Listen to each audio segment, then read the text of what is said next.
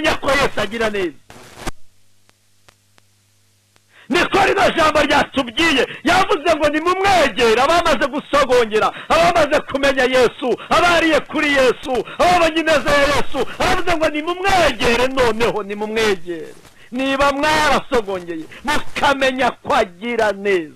Nta wundi wakugirira neza muri ubu buzima, oya, bandi bose barakubeshya.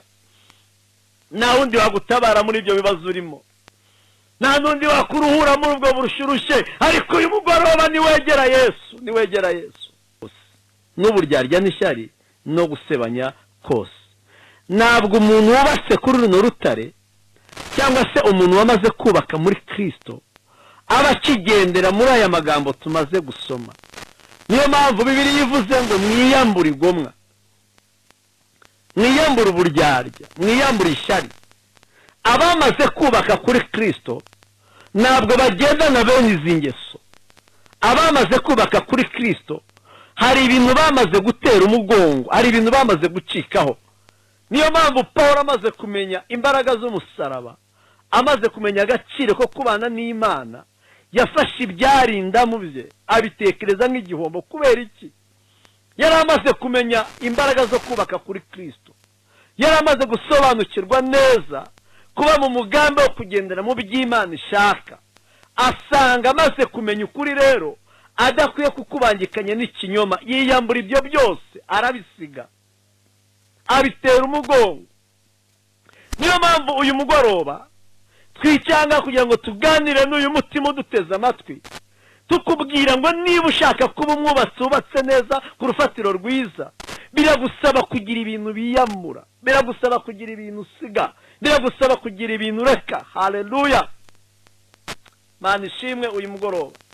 Ndashimira Imana ko hari abantu barimo kumvira ijambo, kandi mbere y'uko uno mwaka urangira bari buze kuza gufata umwanzuro bakavuga ngo natwe uyu mwaka utari warangira turashaka kuba inyubako nziza, inyubako ituyemo umwuka wera, inyubako ikora iby'Imana ishaka, igendera mu mugambi w'Imana. Kandi umuntu wemera guhitamo neza uku nguku, reba mbabwire ngo hirya gatoya hariyo n'umugambi mwiza munini cyane ku buzima bwe. Hari ibintu byinshi cyane Imana itegura kuri uyu muntu.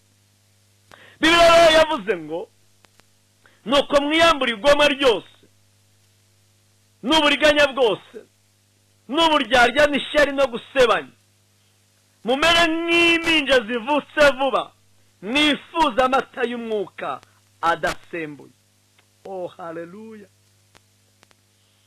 Mumere nk'impinja zivutse vuba. Iyo umuntu yemeye kwakira Yesu akamuhindukirira, akemera ko ari umwami n'umukiza w'ubugingo bwe, hari uburyo Bibiliya imugaragaza, uburyo Bibiliya imufata.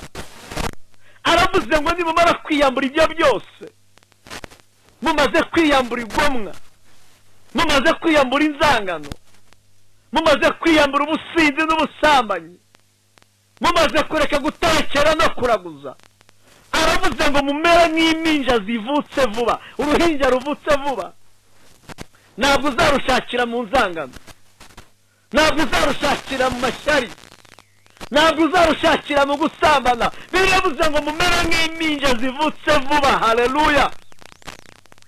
Yamwe mwababyeyi mwe muduteze amatwi uyu mugoroba, mwebwe mwamaze